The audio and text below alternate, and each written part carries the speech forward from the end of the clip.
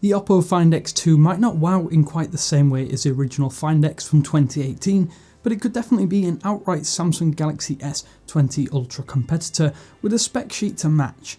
We've had some extended hands-on time, so here are our first impressions.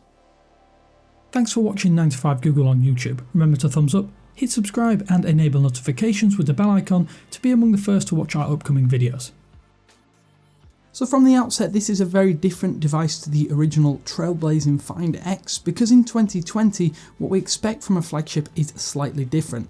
But this does pack in some serious hardware, including the Snapdragon 865 chipset, 12GB of RAM and 512GB of UFS 3.0 storage, and undoubtedly the main talking point is the 3K 120Hz AMOLED display, which although not technically 3K is just a tiny bit over QHD+.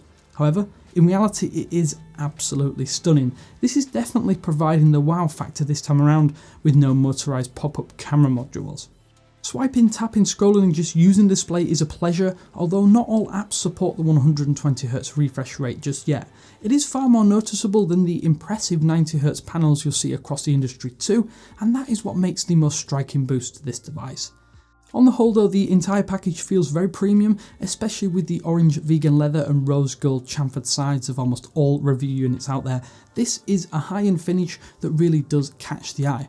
With this model in particular, there is the added bonus of not having to put a case on the back, but with that said, it would be interesting to see how that fake leather back holds up over time.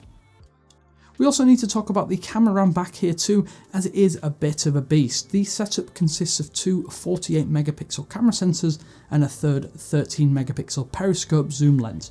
It's a long lump at the back of the Find X2 Pro, but as phone camera sensors have increased in size, it has to be expected. Although even only having the phone for a short time, the camera performance seems solid so far, with the 5x optical zoom, 10x hybrid zoom and even 60x digital zoom available. We'll definitely be delving in further in our full review, but so far it seems like a solid shooter overall. In the past, Oppo's ColorOS has received criticism, but this time around on a pre-release version of ColorOS 7.1, it has actually really impressed me. There's definitely a hint of OnePlus's Oxygen OS, with familiar gestures, and the experience is almost as snappy. With little extra tweaks, they've all been welcome to make the most of this device.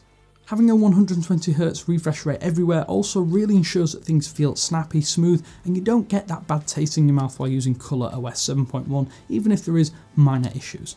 At this stage, my only major concern is the battery life. With a power-thirsty 120Hz QHD Plus panel, a 4260mAh cell does leave you wanting a little bit. At this stage though, with the display refresh forced to 120Hz and QHD Plus, it seems pretty solid. I've not had battery anxiety, and the inclusion of Super VOOC charging at 65 watts is insane. I've never used a smartphone that charges as fast, and going from 50 to 100% in around 15 minutes never ceases to be impressive. Although it is sad that there is no wireless charging included, which really should be when Oppo wants to charge over $1,300 for this device.